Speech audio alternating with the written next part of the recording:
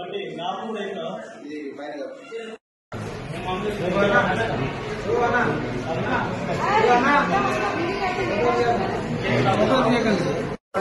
వచ్చేసిండు పిల్లలను కూడా తప్పేస్తా చెప్పన్నాడు.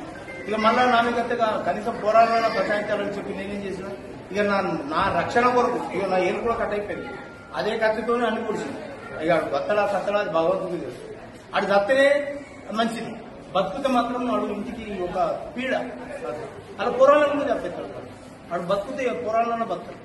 ఆ విధంగా నేను నా దురదృష్టం ఏం చేయాలి, ఎన్నోసార్లు భరించిన, ఎన్నో ఇప్పుడు బంగారం కట్టినాం, అప్పులు అన్ని అత్తగారు కోసిన కట్టబోతున్నాం, అన్ని కట్టినాం, అన్ని ఎంసీఏ చదివించిన, అది చేసిన, పక్కలకు తావుకు బాగా బానిస అయిపోయింది.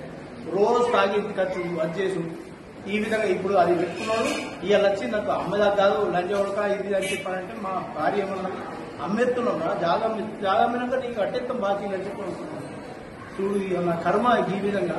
నా కొడుకు నేను అది చేసు ఏం కర్మ అనేది, నా కొడుకు నన్ను పోషించాలన్నా నేను అనుకుని అది చేసి ఎందుకు ఇబ్బంది ఎందుకు పెడుతుంది ఇప్పుడు తాకుండా వచ్చి రోజులు వదిలిపెట్టు. ఇగో మా భార్య ఆమెను కొట్టిండు, ఆమెనంతా లావట్ ఎత్తేసిండు తాగి వచ్చి